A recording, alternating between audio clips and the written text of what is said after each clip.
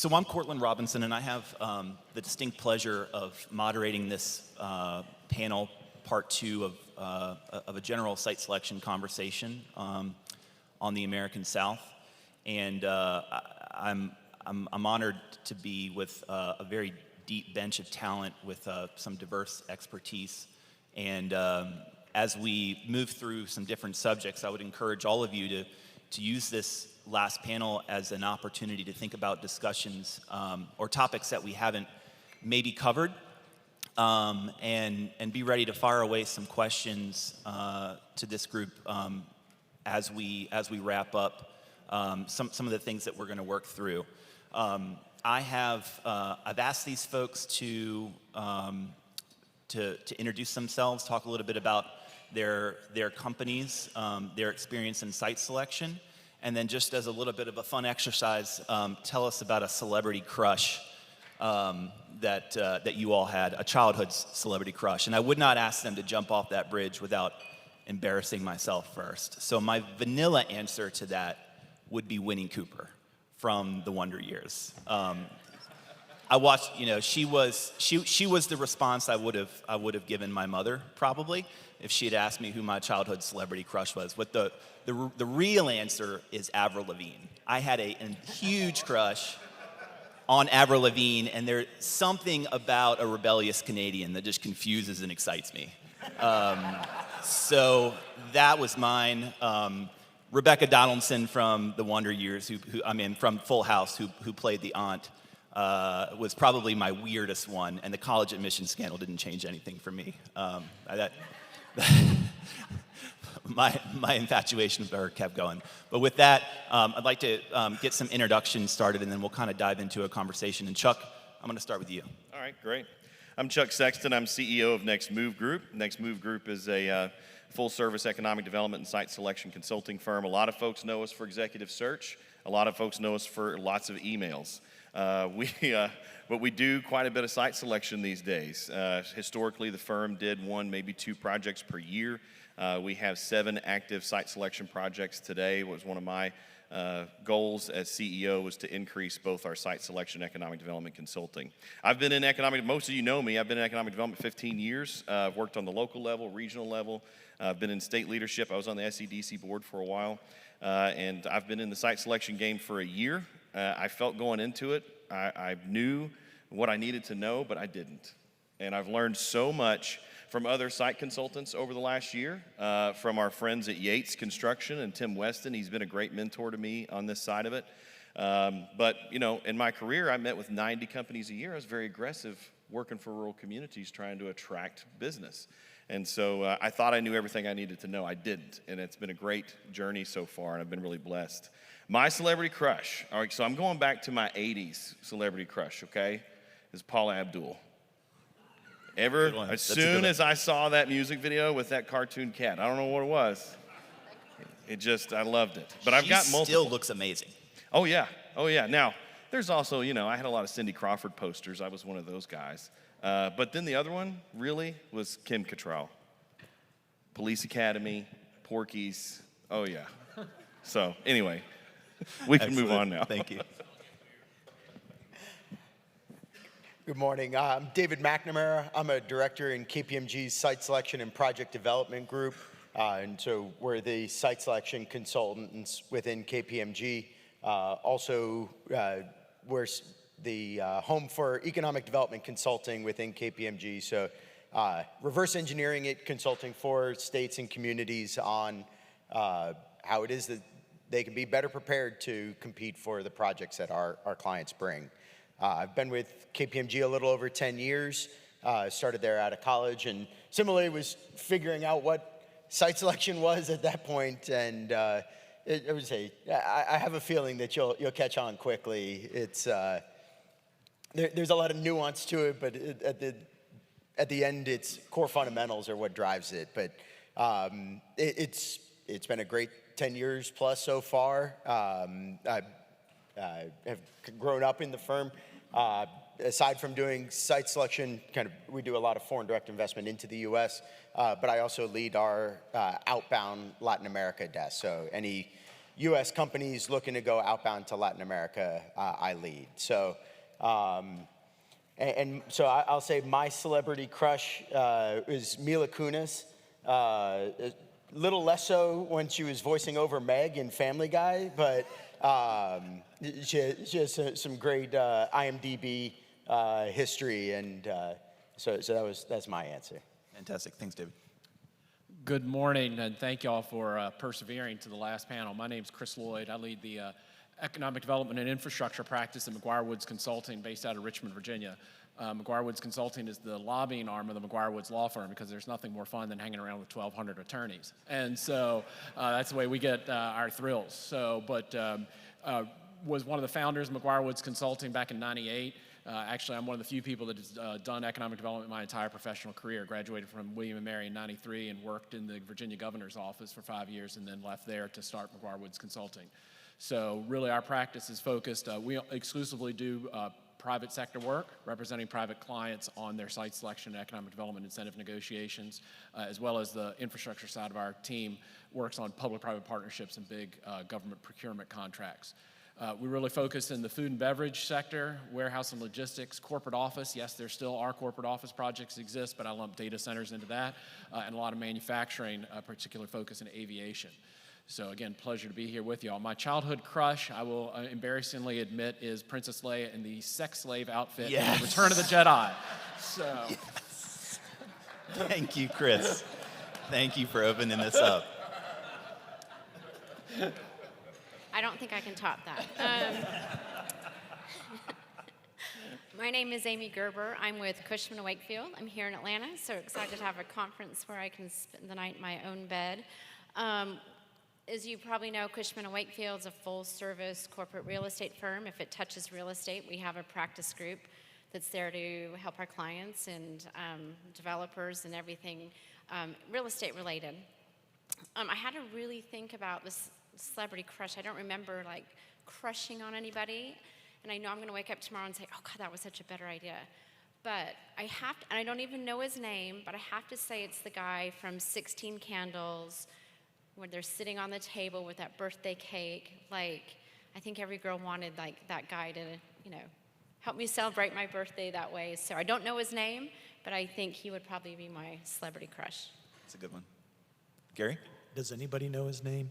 I mean, his character's name was Jake, but I couldn't tell you his name. The nice guy. He was the nice guy, right? Yeah.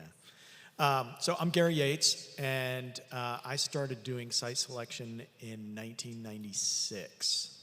So I'll let you do the math on that. I disliked the whole childhood celebrity crush thing because I was like, oh, that's going to really age some of us. We're going to sound really old. But that's okay. Since I admitted I started in 1996. I'm with Hickey & Associates. I've been with Hickey for 2 years. Prior to that, I was with JLL in the Staubach Company, and have had a lot of experience all over the U.S., and it's great to be with Hickey now, being at a firm that's focused on site selection and incentives work. We've got a lot of deep resources, and so our footprint's global, and we help companies move anywhere around the globe, and it's really exciting to work with some of those companies, especially when we talk about office projects, because I still do some office projects, but none of them are in the U.S. So, for the U.S. right now, we're very hot on manufacturing. So back to the celebrity crush.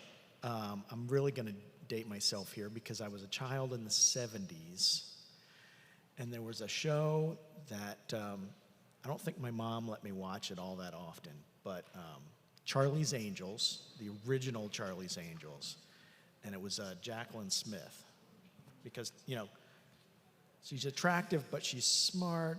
She's not Farrah Fawcett. Have to place a person right. That's great before her clothing line at Kmart. So, if you recall, yes. Thanks for bringing me down. Awesome. Well, obviously, you can see we have some great folks up here, and then we've over the last 24 hours we talked about a lot of different headwinds that we're facing on projects, from energy costs to supply chains still not adjusting and catching up to labor.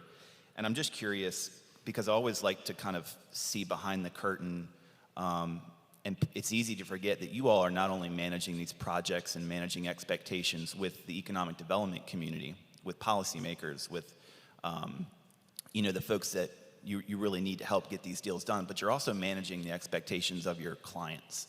And we rarely get to see that. And I'm curious, how are you managing projects differently these days to overcome industrial real estate challenges in the current environment? What's different now? I mean, I can take that one that actually you did a virtual site visit with us on 2 weeks ago. That was a client that had searched on their own for a few months and then engaged with us and with Yates Construction on site selection and building out the facility. And based on the size of that project, they were looking at 100, 150, maybe even 200 acres originally. Yates, looking at it, said, okay, I think we can fit this entire 3 phases onto 50 acres, and we're limiting ourselves from a site perspective with power readiness. If we're just sending out, we need 200 acres. So what we did was we reduced the initial scope and focused on phase 1 only with 50 acres to open up more site availability to us. They said, okay, this community has 50 acres, they've got the power requirements necessary, and there's potential for us to then grow that scope and that piece of real estate long term. So we've had to essentially reduce the site size to try to increase the number of sites that might be viable from a power perspective, really more than anything. So. Yeah, I'd also say, Courtland, it's a function of having a conversation with your client up front about price sensitivity. Because if it's especially on the supplier side in the automotive space where they get pinched on price and they're effectively a cost plus supplier to one of their OEMs, it's a conversation up front understanding, hey, if you price this out a year ago or pre-COVID, you can tear that up and start over, because if that's what you're basing your construction price on, if that's what you're basing your materials cost on, you're outdated. And even if you do it today, by the time you start construction, you may be outdated. So it's a conversation around making sure that you have enough contingency or buffer in your budget so that you understand going into it, at what point do we stop? Does this no longer make financial sense to move forward with the project? And for some clients, it is, and for other clients, they say, hey, the market opportunity is better than the alternative of not making it. So we'll get pinched, but we think we can make it up in the long run. Chris, what about you? Take comfort in knowing that no company ever moves at the speed they say they're going to. For 25 years, I've had every client walk in the door and say, we're going to close this in 4 weeks. And so I'll sign a contract that's a 6-week contract, and we have 6 extensions, because they never move at the speed that they say they're going to make a decision.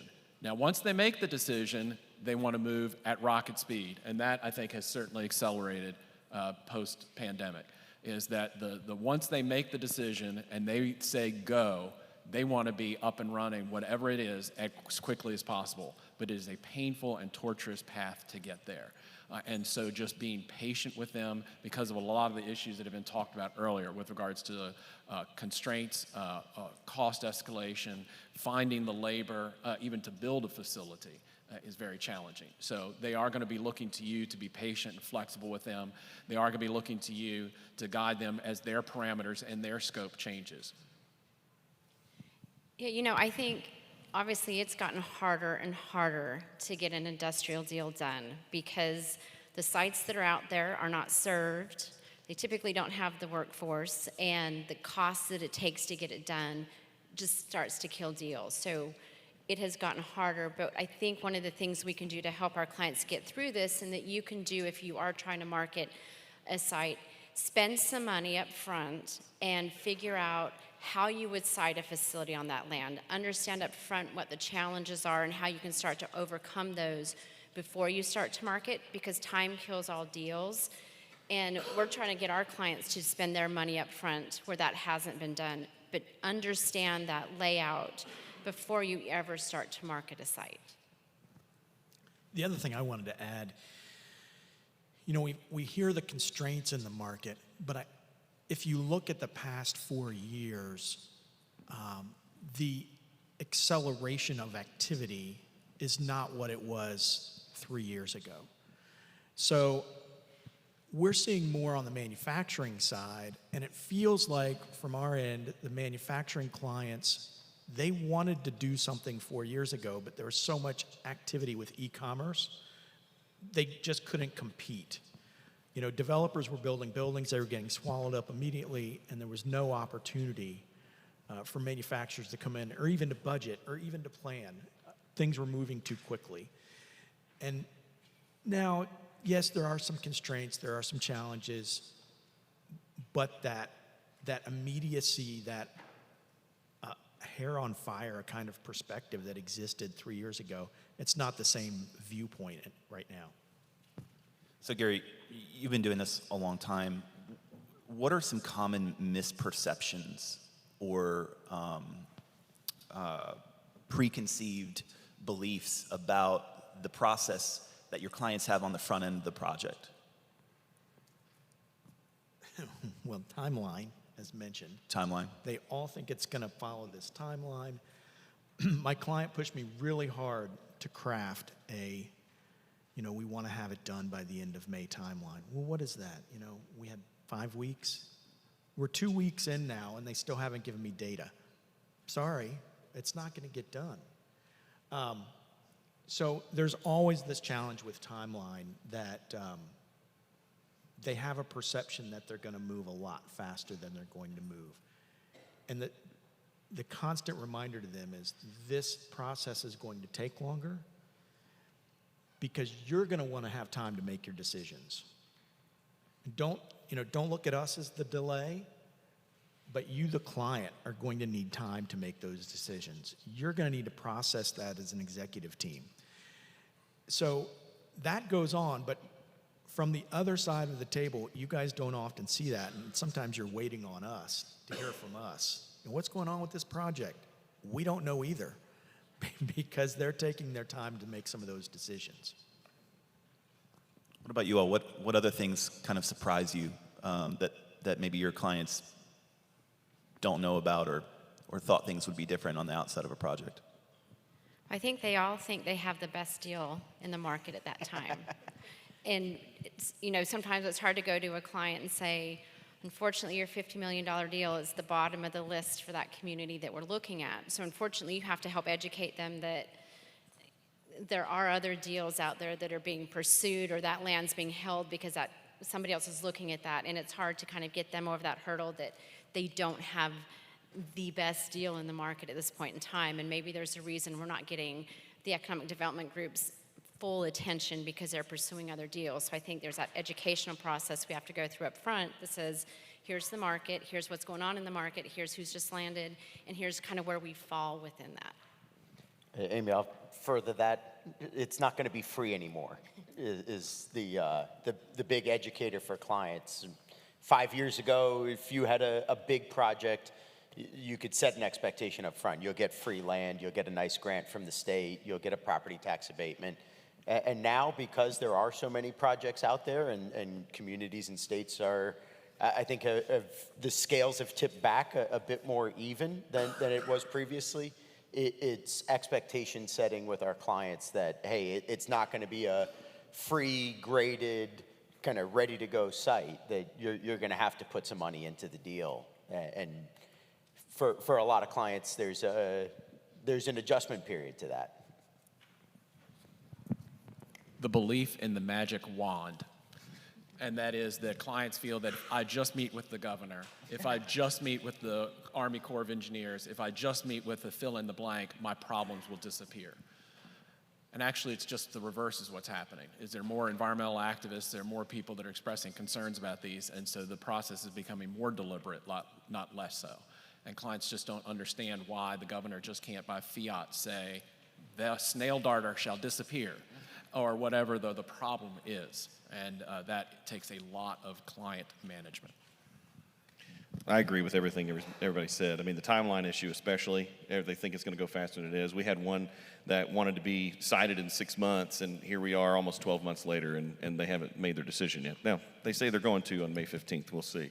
But the other one I think that's been a surprise for me, a pleasant one, is that whether it's one of our smaller projects that's, say $20 million and 30 jobs, or it's one of I've got one that's $300 million and it's 400 jobs. They're really starting to focus more on small to mid-sized markets, staying away from metro areas because of the labor issues. And you'd be surprised at how well our rural economic developers put together good incentives. So, I'm still seeing the free land and some of those nice property tax abatements in the small to mid-sized markets. And I think that is a testament to the economic development professionals out there who are still hustling every day because they're seeing their counterparts in the larger metro markets and even the micropolitan markets who are getting all these projects. And so they're still hungry. They still want those projects, and they have a labor story to tell. And so I think there's more success there, and I think there's more opportunity for rural to mid-sized markets right now if you've got your act together sort of on the local level. Economic development has gotten so much media attention over the last couple years from big announcements, and is more of a public, I think a publicly realized process than a lot of people had thought before, Amazon HQ2 and all these other things that have brought site selection and economic development into kind of the spotlight. Do you guys feel that your clients read some of these news articles about the red carpet being rolled out for certain companies and they have a preconceived expectation about what it's going to be like?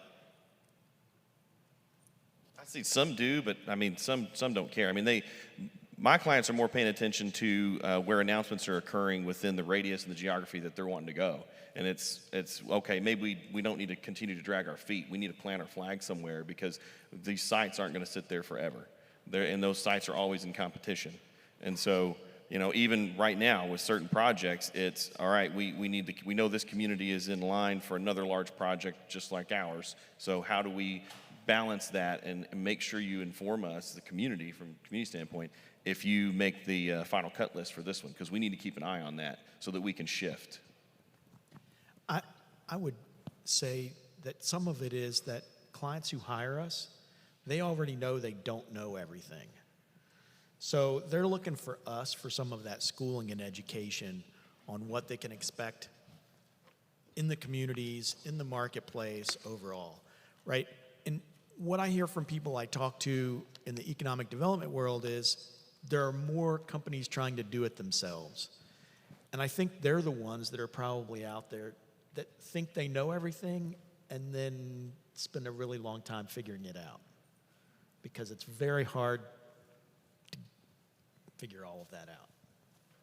So kind of in that vein, there's obviously a ton of stimulus out there right now on the federal level and otherwise in emerging industries. And we're seeing companies large and small, new and old, trying to get market share and gain traction early on in the development of these industries and supply chains here in the U.S. How do we as economic developers kind of separate the good companies from the charlatans or those that really have no chance of making it? Are there lessons that we can learn from the way that you all go out about building your businesses and client portfolios?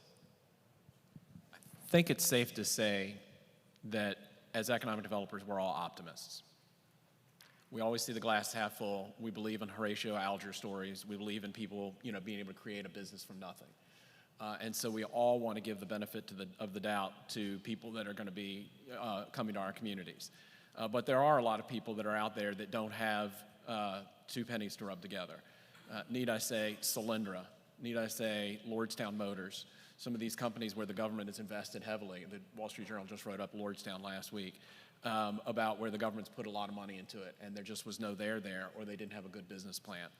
It is okay to ask tough questions of the people you are sitting across the table from.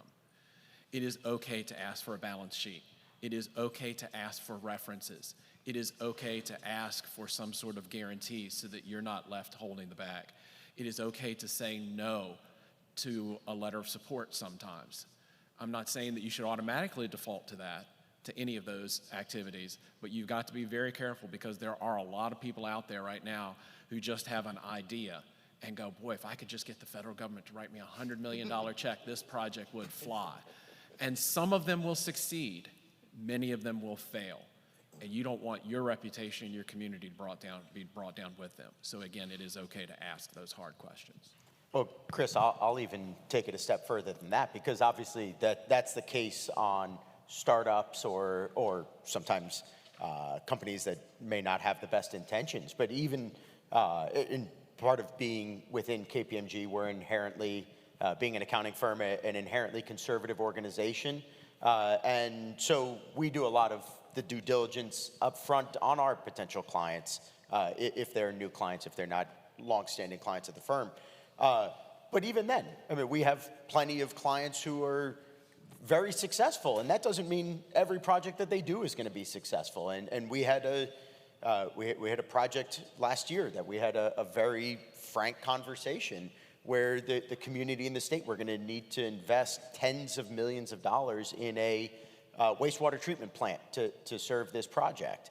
And one of the conversations we had with the economic developer was, if this project was to not succeed, if they only got 5 years in and shuttered the facility, that would bankrupt the community. They don't have the tax base to support a tens of millions of dollars wastewater treatment plant on their existing rate case. And so it's a conversation with the company of what kind of bonding, what kind of surety are you going to provide so that if you do close this facility, it does not bankrupt the community and require the state or the feds to step in. So I think companies that have that financial understanding will have that conversation with you.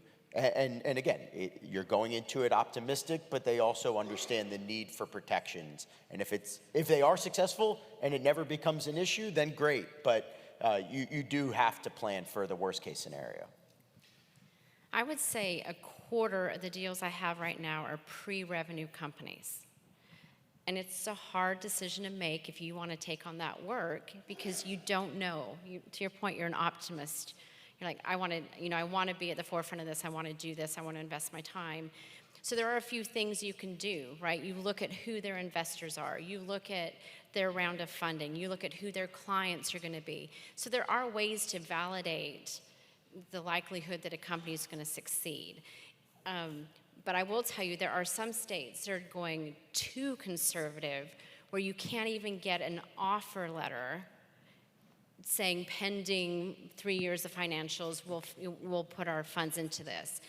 I think you've got to give it a shot, right? There's nothing at risk if you can affect when those funds are received after they've met that. Why would you intentionally shut out a company? I mean, think of all the pre-revenue companies that most communities would love to have 10 years later in their market right now. So I think there's a fine line between that, and to me, it's all about timing. You know, no, we're not going to ask you for $1 million up front if they haven't sold a product yet. There's a way to do both, and I think we need a little bit more of an open-mindedness, but there is homework that you can do to validate those opportunities. I think Chris is right. I want to go back to the questions, and I want to look at this from an EDO perspective, because a lot of times, and I know I actually have a pre-revenue company right now. I don't count them as a site selection client because they're not at the point for that yet.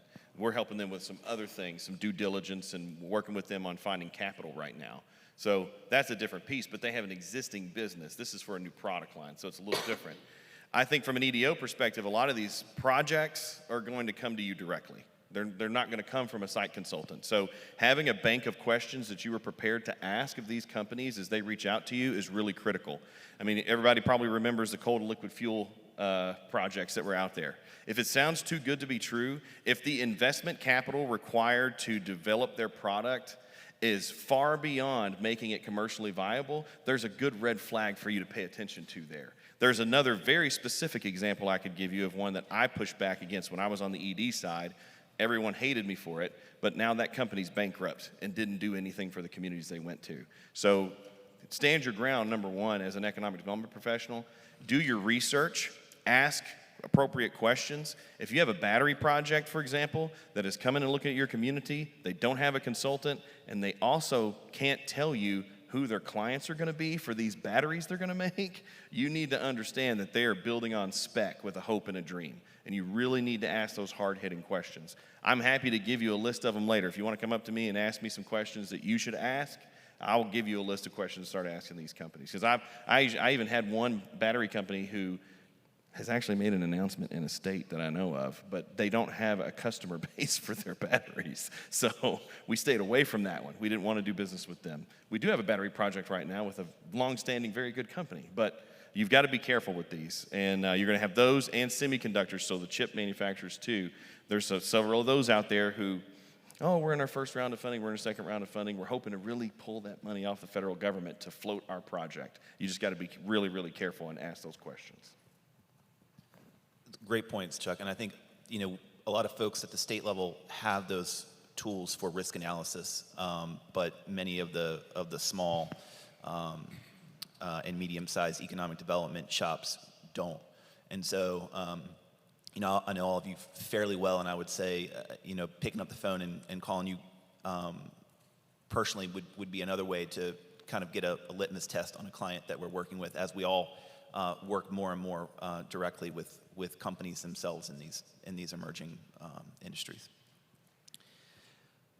So shifting gears just a little bit, but how can we, as communities, position ourselves as good partners beyond the site development and workforce process? What are ways that we can really begin to add value outside of those traditional location factors?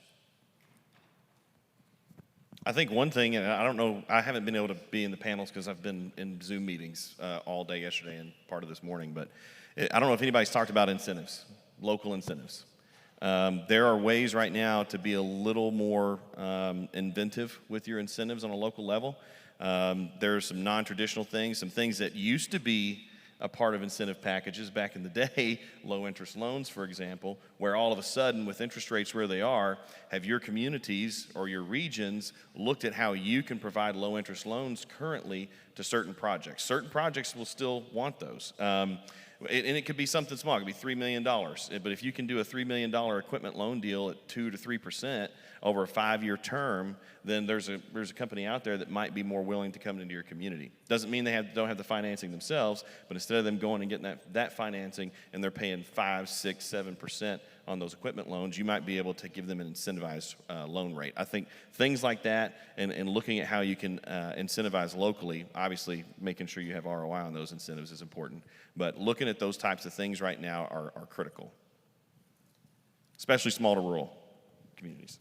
I'll add 2 areas. One is make sure that your regulatory bodies are aligned with your economic development mission, meaning that your planning, zoning, fire marshal all get the drill and aren't there, in order to be a pain in the you-know-what for the company. And those, once, we land a project, the number one concern we hear from clients is, hey, the planning board is after us, the fire marshal is being an obstacle, they're giving us problems with regards to signage, whatever. Making sure that that the first answer out of their mouth is not no, but let us see what we can do to work with you.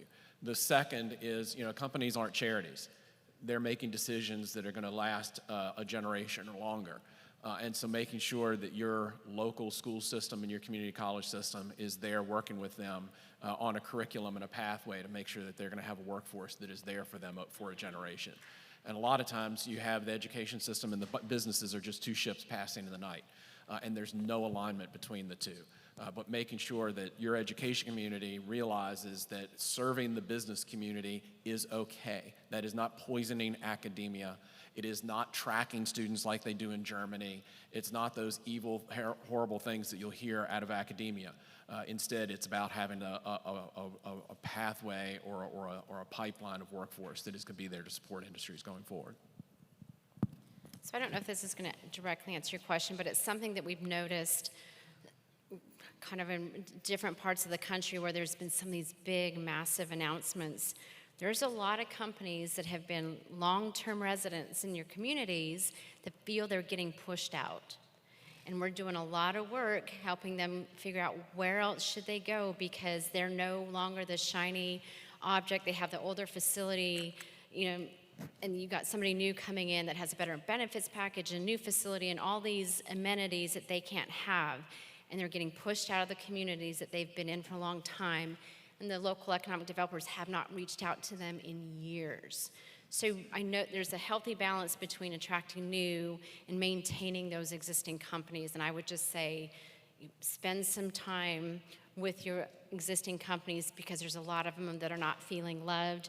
They're struggling to hire, and it's just getting really tough, as you all know. So spend some time with those existing companies and figure out what their pain points are right now.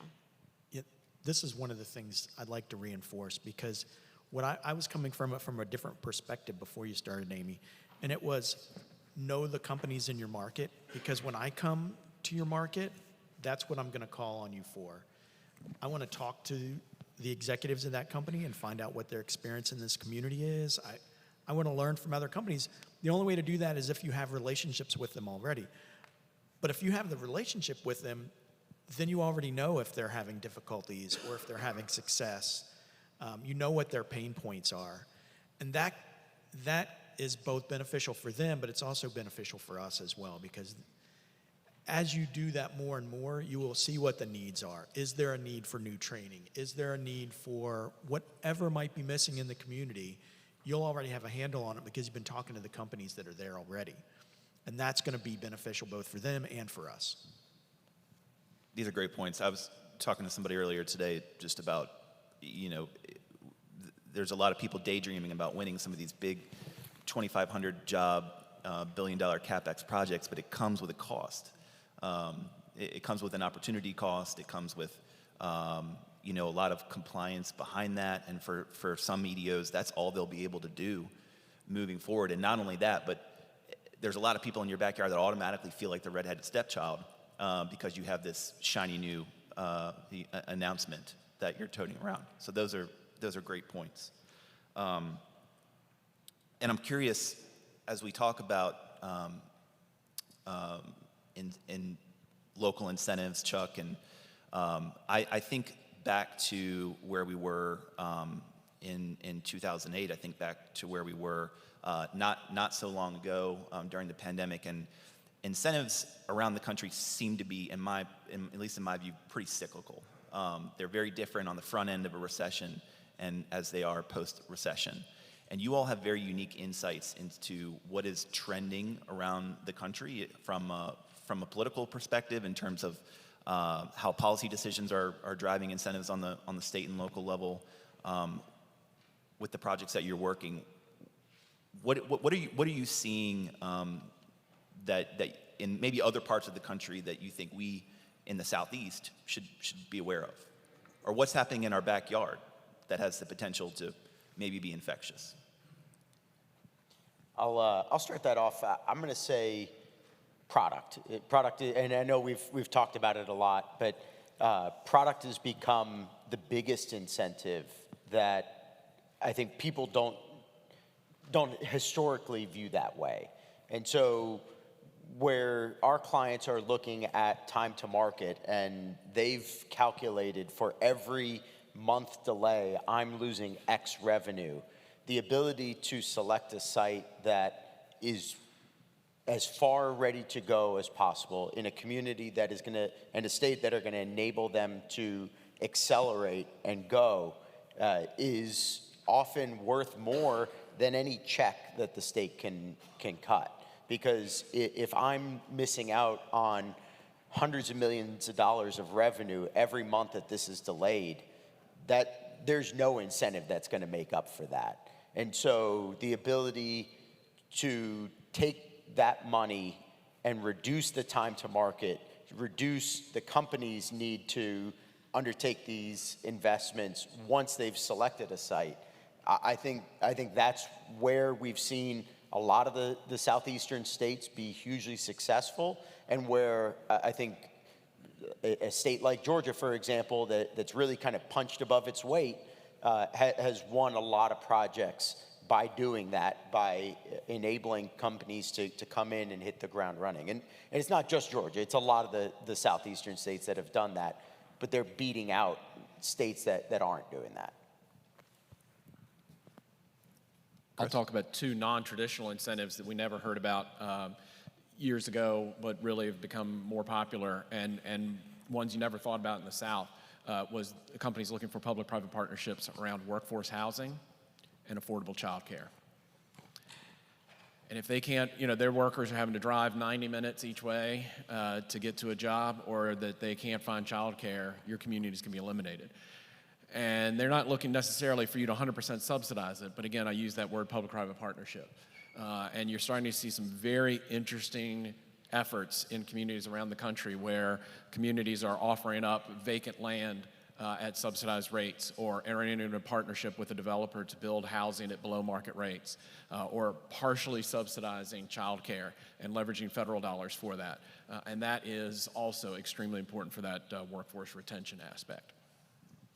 Well, and I think obviously you have to have somebody on your team that is so familiar with all the federal opportunities that can actually help a client walk through those, having that partnership and being educated enough to understand when they ask a question, why are they asking it, and how getting into the weeds.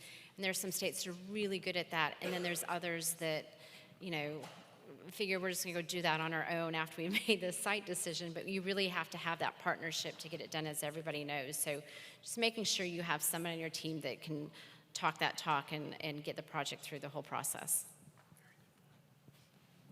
Gary, any thoughts? Well, I had a couple things come to mind, and I'm not sure how far down this road I want to go. Let's go down it.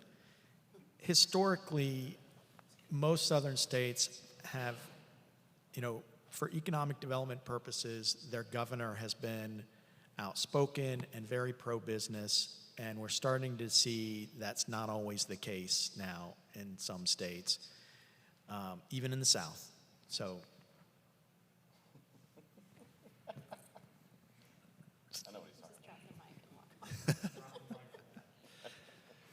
So let's talk a little bit about in this same light. Do you all feel that there is a greater politicization of economic development in your work today than there was, let's say, 5 or 10 years ago? I mean, everybody wants to have the shiny new toy that they can say that they created all these jobs, when the private sector is who creates jobs. It's the public sector's responsibility to create an environment where it makes it easy for the private sector to create jobs. I do think, and I've seen this in a couple of states, and I'm not going to call anybody out either, but there are some policy changes occurring from a tax perspective in certain states without the full thought process of how that's going to impact their most valuable incentive policies. And I think it's short-sighted, and I think it's not going to be good for those states long term if they don't take the time to really think through all the impacts those policies are going to make on their ability to attract business. So, Well, I think they can get away with that right now because the market is so robust and so strong. And when states make those policy changes, who does it burden? It burdens the cities and the counties that are left to pick up the bag. So what's going to happen is when this market slows, which we've already started to see closures and consolidations in some industries, that's when they're going to feel the pain, when it turns and they can no longer make policy changes fast enough to fix it. So yeah, people are still going to win deals even in bad policy states, but it won't be long before that's going to come back to bite them. So, again, my heart goes out to the local economic developers, because so much of that's out of your control, and now you're the one that has to problem solve, and you have the fewest resources. So I do think there's certain states that are setting themselves up to fail. I'd add, I think all development, whether it's economic development, housing development, whatever, has gotten much more political. But I think the real issue is that now it's those dissidents or those voices that are opposed to it now have a platform, and that's social media.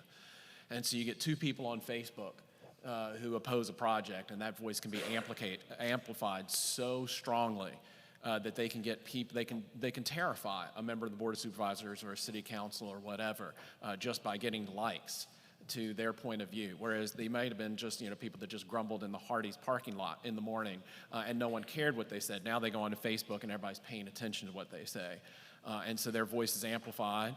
But then those are the disorganized efforts. But I also think you do have an emergence of several groups around the South who are now very organized efforts who are opposed to development. And again, I will not name names, but there are certain groups that are out there fundraising actively around opposing development and economic development. And that's what they do. That's the way they sustain their organizations. And they've realized that whether they call it environmental justice, whatever term it is, that it is a way to sustain their organizations, and it's something to be very wary of.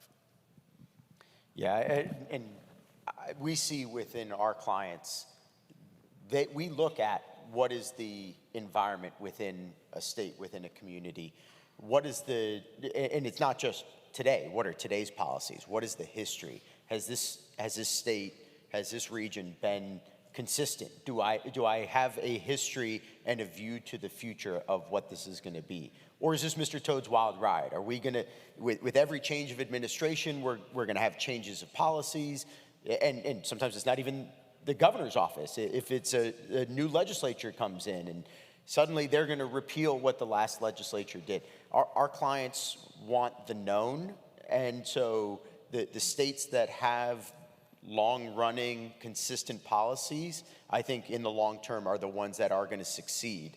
Those that change with the wind are going to be those that I think in the long term companies are not going to be willing to accept that risk. Yeah, I would say I would agree with that totally. Stability, predictability, and you can plan around things even if you don't like them, but it's that lack of stability. You can't plan around that. Is the court going to overrule what the governor just passed, or is the governor going to change the rules? Because the court the back and forth is, you just can't plan around those kinds of things. And that's at the higher level, even down at the local level, which you guys touch all the time. This being able to have a voice now in communities, that not in my backyard kind of mentality has grown significantly, I think, in a lot of places, and now they have a platform on which to speak. So there's a grassroots effort, and there's the top-down approach, and you've really got to hit it both ways. So as we kind of start to close out this conversation, I'm curious to hear from you all. We're restricted and being constricted in so many different ways, from low sites inventory, historic low vacancies in industrial real estate, energy, all of these things. What do you see as emerging industrial real estate challenges beyond maybe what we've talked about at this conference, or elaborating on any of those that you see as challenges that are just going to get bigger? I can start this off because I haven't been at the conference. I just came in this morning. So I haven't heard everything that's been said yet. But one of the things that I see as the challenge from an industrial standpoint is going to be electricity. We can talk about rates, but the accessibility and availability is going to be as big or bigger an issue. Every project, every client we talk to now, their requirement for electric is so much bigger than it would have been 10 years ago. And not only that requirement, but as you look at the electrification of the U.S., if we're going to electric cars, just the charging infrastructure for that is going to be huge, but the generation demand for that is also going to be big. And as we look at these industrial projects that need so much electricity, where's that generation going to come from? And in a lot of places that, there's going to need to be new generation, and very, very quickly. I think fleet electrification is an excellent example of an industrial real estate challenge that we've not really yet to begin to tackle. Anything else that kind of keeps you all up at night? The increasing cost of infrastructure. I mean, it costs now $100 to $200 million to build an interstate interchange. $100 to $200 million for an interchange. And where is that money going to come from? We got to take care of the existing system that's already falling apart. Remember, our interstate's over 70 years old now. Some of it is a little bit newer than that, but we've got a system that's falling apart, and we're trying to build new. And people do not want to pay more gas taxes. They don't want to pay sales taxes. They don't want to pay any taxes. They just expect highways, utilities, whatever, to be free. And with the cost of infrastructure being so expensive, it's going to be very, very hard to develop that infrastructure to access new sites and open up new areas. When I think we talk a lot about electric, water is my biggest concern. It's expensive, tap fees are through the roof. There's very few locations that can support the water requirement that it takes for those facilities, let alone the community that has to be built up from a workforce perspective. So the water, to me, that's a deal killer. You can't just make new generation. You can't make new water. So how do we problem solve for that? Because there's so many industries that are so water intensive that I think, it scares me. Very good point. I've heard multiple people talk about water. Yeah, I'd say labor, and I know it's been discussed a bit this week. But as we look at labor, and I've heard comments, not here, but I've heard comments before. We just need a good recession, and that'll take care of the rising labor rates. We don't see that.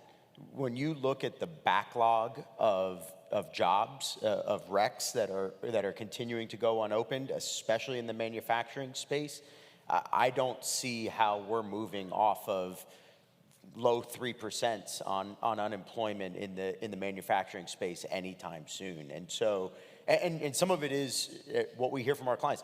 You can't fully 100% automate a facility. You need people to be able to run a facility. So how do we solve that labor issue? Because the other piece of it is it's only going to get worse as the baby boomer generation continues to retire.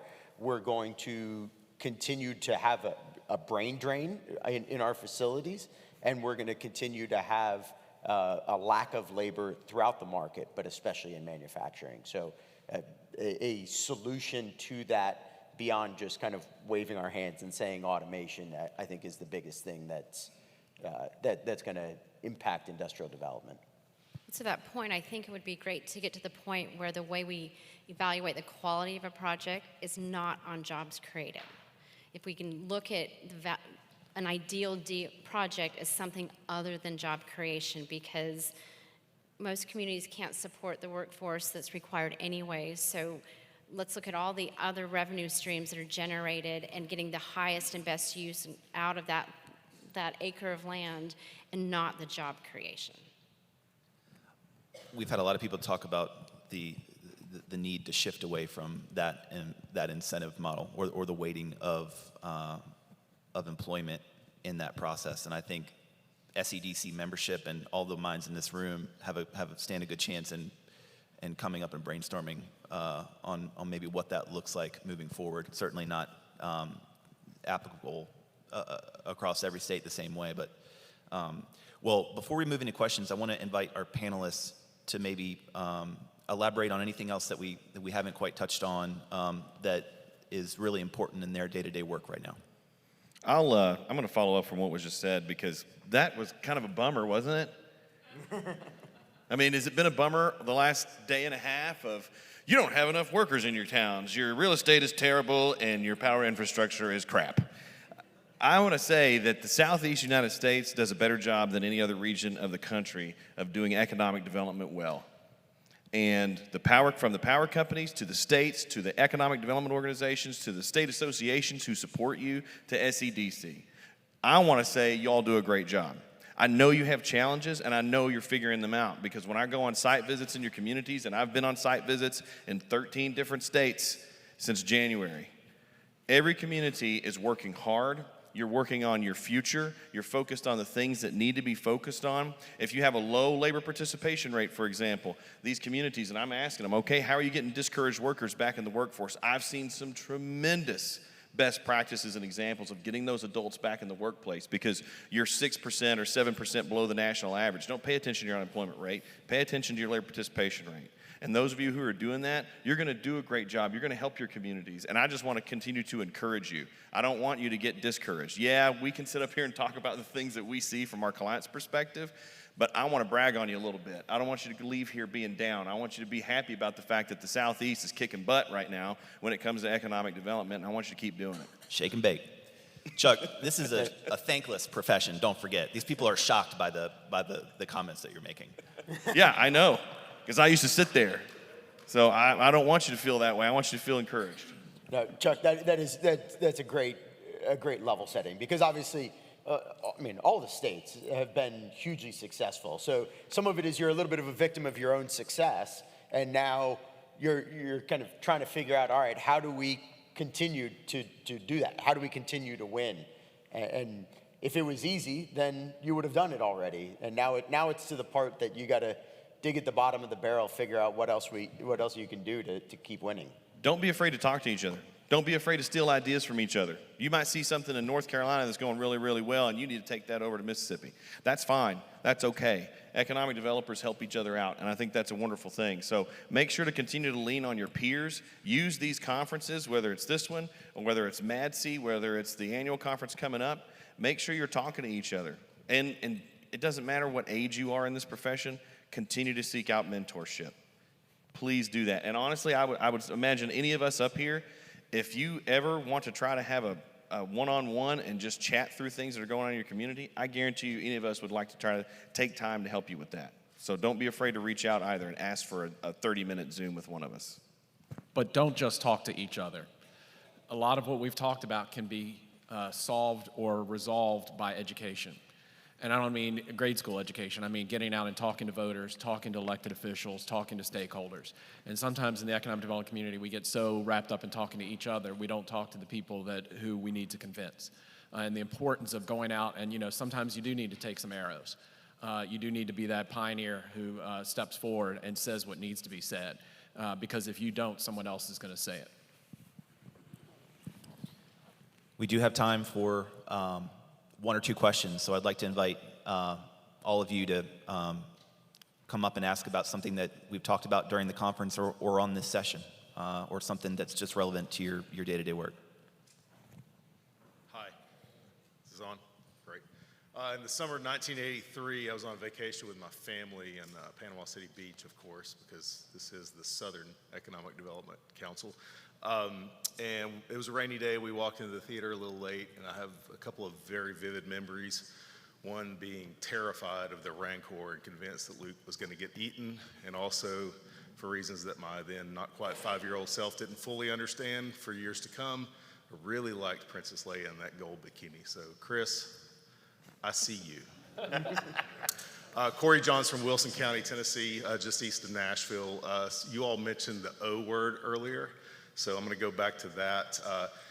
In a community that is kind of at a crossroads going through some transition, some of our leadership, I'm 5 months into my current role, has interest in, and I think rightfully so, believing that they can begin to play in the office HQ relocation space, especially with a community that's 14 miles from downtown Nashville, and in 2 or 3 years we'll have a new interchange that's 6 miles from B&A Nashville International Airport with 175 master plan and approved acres that would be prime for an office HQ. But we're in this weird moment around that. So I would say, from your perspective, what wisdom would you give us at the local level dealing with leadership that believes that they can compete in that space, wants to see you provide guidance and expertise in how to compete in that space, and then also what should we be looking to do today where those millennials that were on the panel earlier, they won't come to the office if they can't bring their dog and there's not a free pub inside the facility. That may or may not be relevant in 3, 5, 7 years. And so, that kind of goes into the design build aspects of all of that.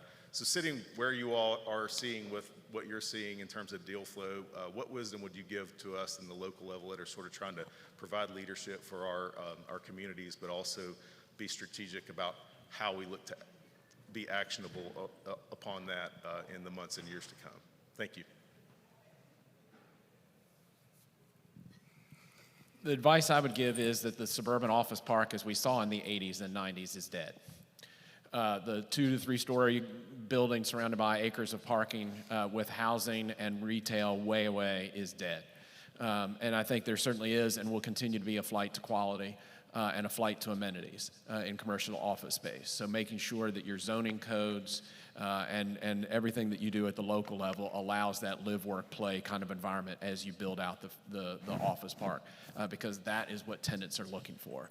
If you have a lot of Class B or Class C space in your community right now, just blow it up. Literally blow it up. Or convert it to maybe medical office or something like that. But again, I think flexibility and that live, work, play is what you want to be able to integrate that in. Yeah, I mean, are we going to still be worried about millennials with dogs or whatever in 5 years? Maybe not. It'll be something new then. But still, that idea of that you can have a vibrant, maybe not 24-hour community, but an 18-hour community as opposed to an 8-hour community is something that I think will continue to be important. Looks like we have another question over here. Is this on? All right. Hey guys, Ben McDaniel, and I don't have a type, but powerful women and baby spice. That would be mine. Spice Girls. Nice. So my whole thing is this.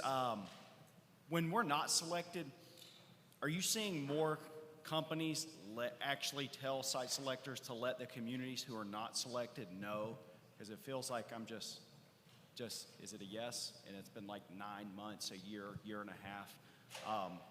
So am I alone on that, or maybe I'm alone? But do you see that? Is that different from different companies? But like, just love to see that. That was more a comment. Ben, I owe you a phone call.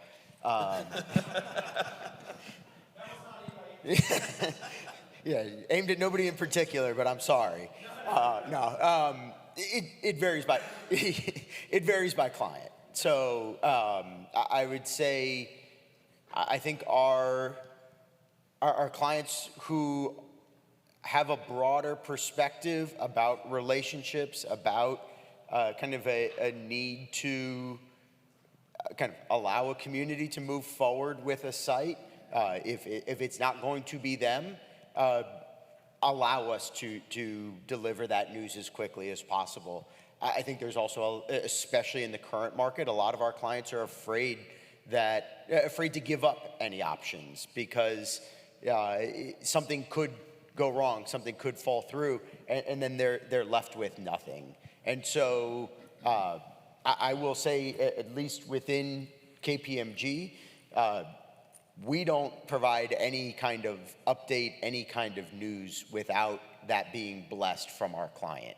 And so sometimes it's not the way that we would handle it if we were given the autonomy to do so, but I do think that understand either when we're pushing you off to say, hey, you're still in contention, we're still kind of working it, we're trying to tell you as much as we can without lying to you, but also without giving something up that our client hasn't authorized us to.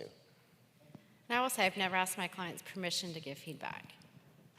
If we cut a site, we're going to tell you why. So.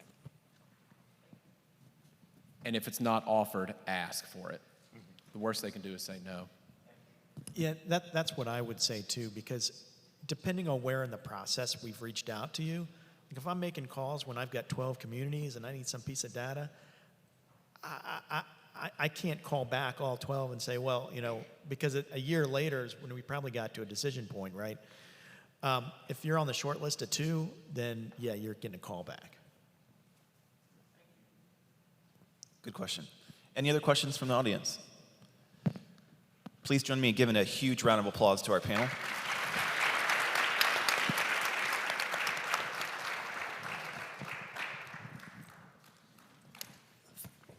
Thank you all so much. And I'd like to invite up to the stage our SCDC Chairman, Scott Pogue, to close out the conference.